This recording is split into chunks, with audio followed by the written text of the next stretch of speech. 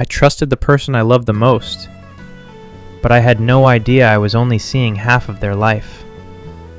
Story starts now. When I first met her, everything felt calm. Not exciting in a loud way, not dramatic, not overwhelming, just calm. And for someone like me, who had spent years in chaos, that calm felt like home. She knew how to listen. She remembered small things. She would text me good luck before my meetings, ask if I had eaten, remind me to sleep early. Slowly, without even noticing, she became part of my daily routine. Morning messages, evening calls, random memes, late-night confessions. I thought this was what love looked like. Simple, stable, real. Months passed. We met families. We talked about future plans. We even discussed moving to a bigger place together. And that's when tiny cracks started appearing. At first, they were easy to ignore. She'd suddenly disappear for hours. Her phone would go silent at strange times. Sometimes she'd step outside to take calls and come back smiling like nothing happened. I told myself not to overthink. Love requires trust, right? But trust has a strange way of whispering when something feels off. One night, she told me she was going to sleep early, but at 1 a.m., I saw her online. I didn't say anything. Another time, she said she was visiting her cousin, but her location showed a completely different part of the city. Again, I said nothing, because I was afraid of the answer. Deep down, I felt something slipping, but I kept holding on tighter. Then came the night everything changed. She had left her laptop at my place. It started buzzing with notifications while I was working. I tried to ignore it, but the messages kept popping up on the screen. At first, it was just normal texts, but then one notification caught my eye. Miss you already. Tonight was perfect. My stomach dropped. I froze.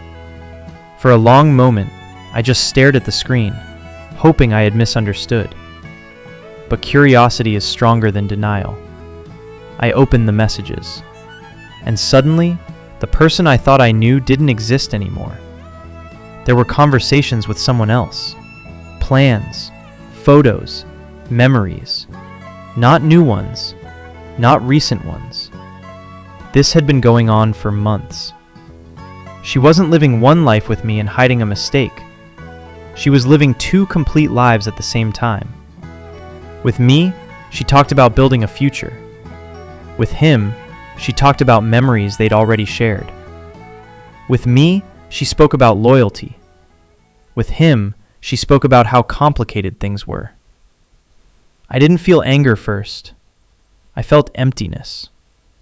It was like realizing the last year of my life had been a carefully written story, and I had been the only one who believed it was real. When she came back that night, she instantly knew something was wrong. I didn't yell. I didn't accuse. I just asked one question. Which one of us is real? She broke down immediately. She tried to explain. Said she never meant for things to get this far. Said she cared about both of us in different ways. Said she was confused. But the truth is, confusion doesn't create double lives. Choices do. I realized something in that moment. Love isn't just about feelings. It's about honesty. And without honesty, everything else is just acting. So I did something I never thought I could do. I walked away. No dramatic exit. No revenge. No shouting. Just a quiet goodbye to the version of my life that never actually existed. The weeks after that were heavy. I questioned myself constantly. Was I not enough? Did I miss the signs? Was I too trusting?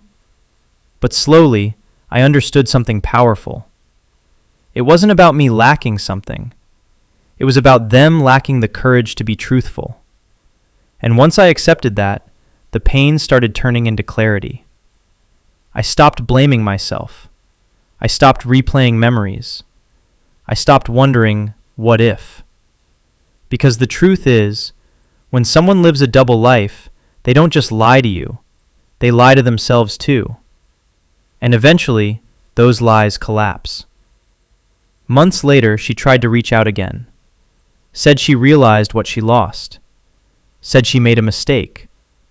But by then, I had learned the most important lesson of my life. Never beg someone to choose you. The right person never puts you in competition with their secrets. So I wished her well and closed that chapter for good. Not with hatred, not with bitterness, but with peace. Because sometimes losing someone isn't heartbreak. Sometimes it's freedom. The end. Moral of the story. Trust is not built on words, it's built on truth. If someone needs two lives to keep you in theirs, they were never truly yours to begin with.